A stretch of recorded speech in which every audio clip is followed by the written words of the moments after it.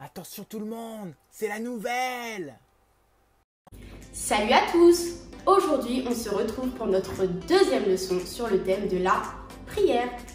Et la question que l'on se pose aujourd'hui est comment nous pouvons prier. Et ceci n'est pas une question bête, au contraire, même les disciples ont demandé à notre Seigneur Jésus « Seigneur, enseigne-nous à prier ». Et notre Seigneur Jésus, dans son infinie bonté, nous a donné un modèle de prière qui est le Notre Père. Bonne réponse, c'est le Notre Père. Il faut comprendre que Notre Père n'est pas une prière à apprendre par cœur pour la réciter, mais c'est une prière à connaître pour nous aider à prier. Et si toi, comme moi, ça t'arrive de n'avoir rien à dire lorsque tu pries, le Notre Père est notre ami. Chaque verset nous guide dans la prière. Nous allons voir ça ensemble. Le premier verset est en Matthieu 6, 9 qui nous dit « Voici donc comment vous devez prier. Notre Père qui es aux cieux, que ton nom soit sanctifié. » Le premier verset nous indique que l'on doit d'abord reconnaître notre Dieu comme notre Père et que nous devons continuellement l'élever par la louange. C'est comme ça que l'on entre dans sa présence. Le second verset est en Matthieu 6, 10 qui nous dit « Que ton règne vienne, que ta volonté soit faite sur la terre comme au ciel. » Une fois que nous sommes entrés dans sa présence, ce second verset nous enseigne que nous devons nous soumettre à sa volonté parfaite.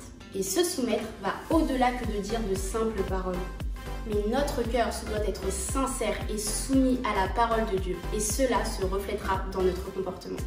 Le troisième verset, c'est Matthieu 6, 11 qui nous dit « Donne-nous aujourd'hui notre pain quotidien. » Ce troisième verset signifie qu'une fois que nous sommes soumis, nous pouvons apporter nos requêtes à notre Dieu. Requête signifie les besoins pour les autres et apporter également nos propres besoins. Le quatrième verset est en Matthieu 6, 12 qui nous dit « Pardonne-nous nos offenses comme nous pardonnons aussi à ceux qui nous ont offensés. » Lorsque l'on fait preuve de soumission, soyons sûrs de nous repentir et de pardonner à ceux qui nous ont fait du mal. C'est ce que nous enseigne ce quatrième verset. Et le dernier verset nous dit en Matthieu 6, 13 « Ne nous induis pas en tentation, mais délivre-nous du malin, car c'est à toi qu'appartiennent le règne, la puissance et la gloire. Amen. » Enfin, ici, le Seigneur Jésus nous apprend à prier pour avoir une direction, pour avoir le discernement, pour comprendre ce que Dieu veut de nous, ce que Dieu attend de nous, et finir par l'adoration en lui rendant toute la gloire et l'honneur. Et si on remarque bien, ce modèle de prière commence par l'adoration et la louange. Et moi, ce modèle de prière m'a fait penser à un gros burger. Imaginez-le avec moi. Alors pour faire un bon gros burger, on commence par poser la base. La première tranche de pain qui renvoie à reconnaître qu'il est Dieu, plus la louange. Ensuite, on passe au bon gros steak. Le steak qui nous renvoie à la soumission. Ensuite, pour le petit côté allégé, on pose une tomate.